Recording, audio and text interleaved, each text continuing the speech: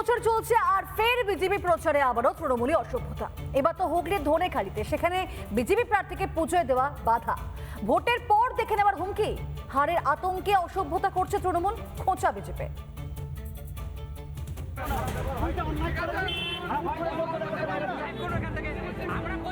ধনেখালিতে বিজেপির প্রচারে উত্তেজনা, গেরুয়া শিবিরের প্রার্থী বর্ণালী দাসকে পুজোয় বাধা।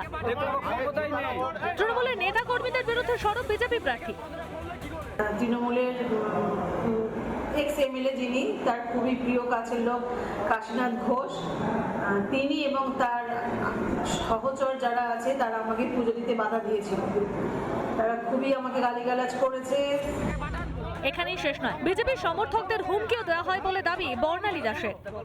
তাদের সবাইকে হুমকি দিয়েছে যে তোরা বিজেপি সাপোর্টার, তাই তোদের আমি যা যা সুযোগ সুবিধা তোরা পাচ্ছিস, লক্ষ্মী ভান্ডার রেশন যারা পায় সেগুলো বন্ধ করে দেবে।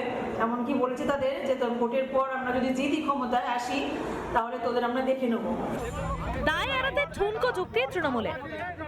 পুরো মিথ্যা কথা বলছে এবং আমরা জানি যে বিজেপি যখন কিছু পারে না, বিরোধীরা যখন কিছু পারে না, তখনই তারা তৃণমূল কংগ্রেসকে গালাগালি দেয়।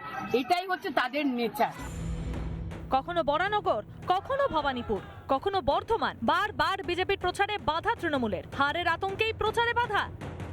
নিশ্চয়ই আতঙ্ক থেকে তো হামলায় আমার অশোকনগরের পুরো মাঠটা, পুরো পার্কে কালকে রাত্রিবেলা আমার কার্যকর্তারা সারা রাত ধরে জেগে ওই সমস্তগুলো লাগানো হয়েছে, গাছে, বাইরে, কোনো সরকারি জায়গায় লাগানো হয়নি। পুলিশ এসে টেম্পো ভর্তি করে করে আমাদের হোর্ডিং, ব্যানার, পোস্টার সব নিয়ে চলে গেছে। 26-এর ভোটে ফের পরিবর্তনের হাওয়া বাংলায়। তৃণমূল সরকারের বিরুদ্ধে ক্ষুব্ধ জনতা।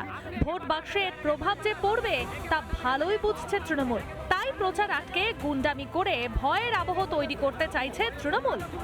ধনেখালি থেকে সুজিত গৌড়ের রিপোর্ট, রিপাবলিক বাংলা। নানা ধরনের কন্টেন্ট দেখার জন্য লাইক করুন, শেয়ার করুন আমাদের ফেসবুক পেজ, সাবস্ক্রাইব করুন আমাদের ইউটিউব চ্যানেল। পাশাপাশি অন্যান্য ব্রেকিং নিউজের জন্য অবশ্যই চোখ রাখুন রিপাবলিক বাংলায়।